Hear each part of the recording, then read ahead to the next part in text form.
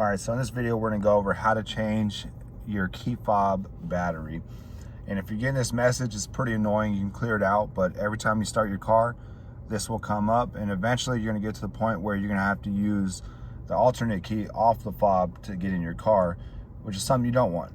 So we're gonna go over what batteries it takes and how to quickly change it out. All right, so step one is gonna be buying batteries, of course.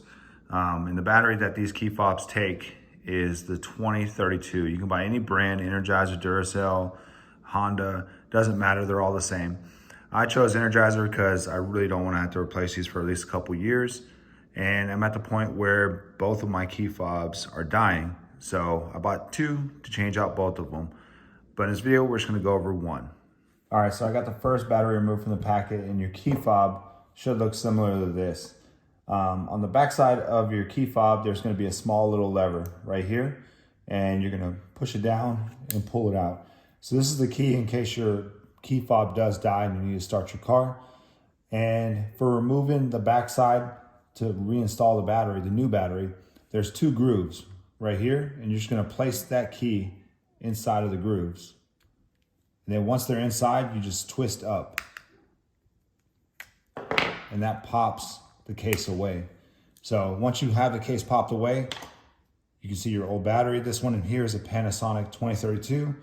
It is all the same. So now we're just gonna replace the battery. All right, so when pulling out the battery, there's a little metal tension bar up here. So basically you can use your fingernail, or you can use a little flat tip or the key, and you're basically just gonna push up towards the top and then pry up on the battery. For putting in the new one, you're gonna do the same thing. You're just gonna slide it in, and there's a little tension rod I was talking about. You're just gonna push it in, push it against it, and push down. Once it's locked in, you're good to go. You can go ahead and put the back on. Just apply even pressure all the way around. And then slide the key back in, and you are done.